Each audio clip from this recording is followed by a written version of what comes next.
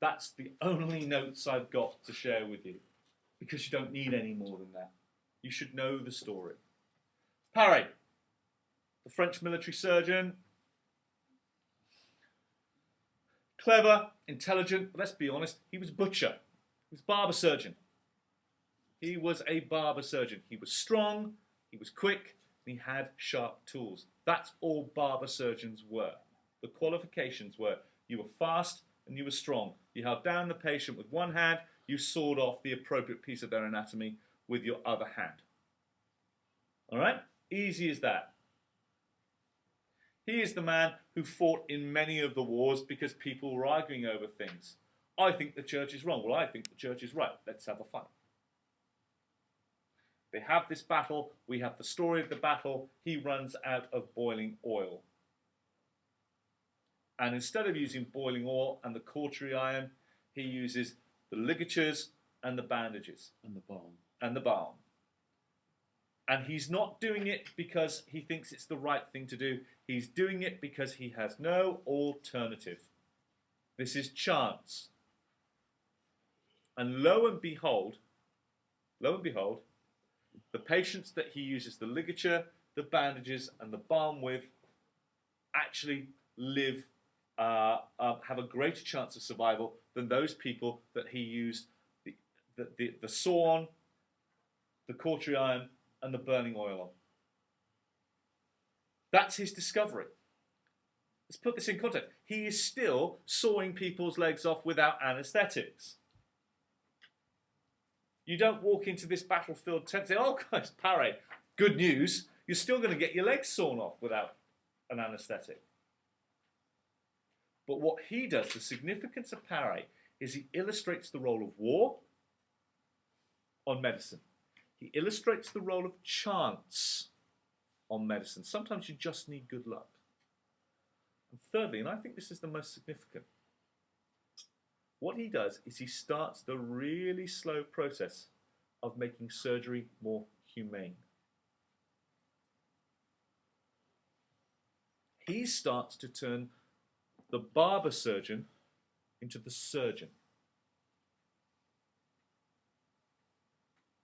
That's where his significance lies. But because surgeons today, with all their skill and their knowledge, can trace their roots back to barber surgeons, you will know they are still referred to as Mr. on their surname. They are not called doctors. Even though they are as skilled, if not more skilled than doctors, they are not referred to as doctors. You watch Holby City. Okay? So that's the story of Parry. Vesalius is the classic example of the Renaissance man. He goes to a church-run university and they say, you want to be a doctor, read Galen. So he reads Galen. Like a good boy, he reads Galen. And Galen says the human jawbone has 2 bones in it. Now, I'm not quite sure how mainstream Vesalius was, because he had an unhealthy interest in digging up bodies and dissecting animals from a very early age. I don't know how healthy that is. And he quite rightly looks at the human skull, however he acquired it is his own business, and he looks at it and says, there is one jawbone. What is Galen on about? He could have done that anyway. Yeah, exactly. No, we can do that now. Yeah. There's one jawbone. But Galen says there's 2. Galen, church like Galen, don't question Galen. Question Galen, question the church. Question the church, come to hell and burn there. But Vesalius was convinced. Vesalius wrote a book. Key point here, Vesalius had his book published. A printed book was cheaper than a handwritten book, and Vesalius' knowledge was spread. Vesalius wrote his book in Latin. Anyone who was wealthy and educated spoke Latin. You and I wouldn't have been able to read his book. But even you and I could have opened his book and understood the pictures. It was a picture book for doctors. All right? But his genius lays in his conviction that Galen was wrong and his willingness to publicly question the church. How he learnt that was through very dodgy practices of taking hung prisoners and examining their corpses. Very, very dodgy. If it weren't for him, who knows when we would have started questioning the ideas of Galen. And then finally, William Harvey. He's the last one. He's the last one. And his significance actually stems from the fact that he didn't come up with a convincing answer. William Harvey believed he knew the answer, but couldn't prove it. Yeah? He had seen pumps working, and his hypothesis, his speculation, was that the heart was a pump. Now, until this point, everyone believed that the heart was the centre of the body. It's where your soul dwelt.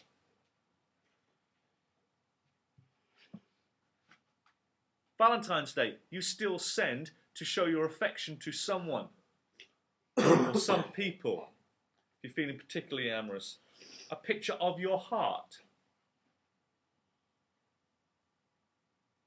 You think about the anatomical and physiological reality of what you're actually sending is this pulsing, blood-spewing muscle. I love you with all my blood-pulsing, spewing heart. You know, you send that through to someone, they'll think you're odd, unless girls, you go for that kind of stuff. All right? Because all he proved is that the heart was a pump. And he said the heart pumped the blood around the body, and it made up some kind of circuit. He could find the veins, he could find the arteries. And he speculated there was something in the middle that linked them together. But he couldn't find them. But he published his book and says, they're there. Someone's going to find them one day. And they were discovered with the microscope after his death. His significance comes from the scientific process that he applies. Question, experimentation, the scientific method.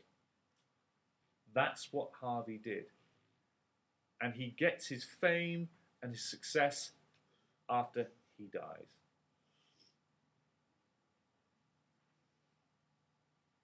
But you want another example of chance in the history of medicine? 20 years before he wrote his book, he was the surgeon to the King of England, and at the Battle of Naseby, he literally gets the top of his head shaved off because he poked his head over a hill to watch the battle, and a cannonball literally shaved his head down the middle. What skin? Yeah. All right. So, in order then, the Renaissance, we have three individuals, and it starts in Italy and it ripples out. So, Pare in Italy, Vesalius, and then eventually the Renaissance reaches England.